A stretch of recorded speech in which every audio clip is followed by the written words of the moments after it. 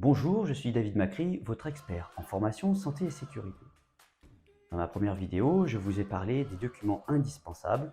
Aujourd'hui, je vais vous présenter qu'est-ce qu'une formation adéquate et que signifie une recommandation CNAM en matière de conduite des chariots. Une formation adéquate, c'est une formation dans laquelle vous allez trouver un support et un déroulé pédagogique.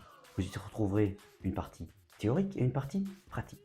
Puis, pour attester que le stagiaire a bien assimilé, il faudra procéder à des tests. Ils seront gardés dans le dossier du collaborateur. Souvent, on se pose la question, est-ce qu'il est possible de faire cette formation en interne? La réponse est oui, car il existe une circulaire qui mentionne que la formation peut être dispensée en interne.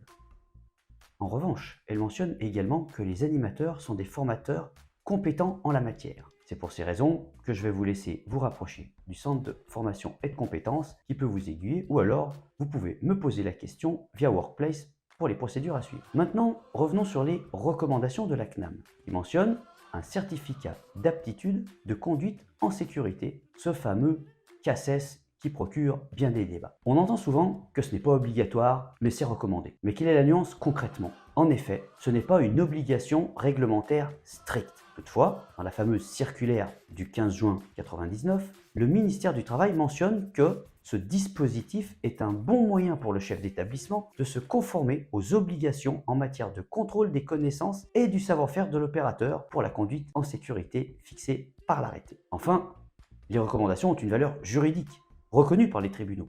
En somme, ce n'est pas un texte de loi, mais ce n'est pas sans valeur en droit. Voilà, dans ma prochaine vidéo, je vous présenterai les chariots accompagnants non gerbeurs. Ainsi, vous pourrez enfin identifier vos besoins de formation par rapport à vos outils.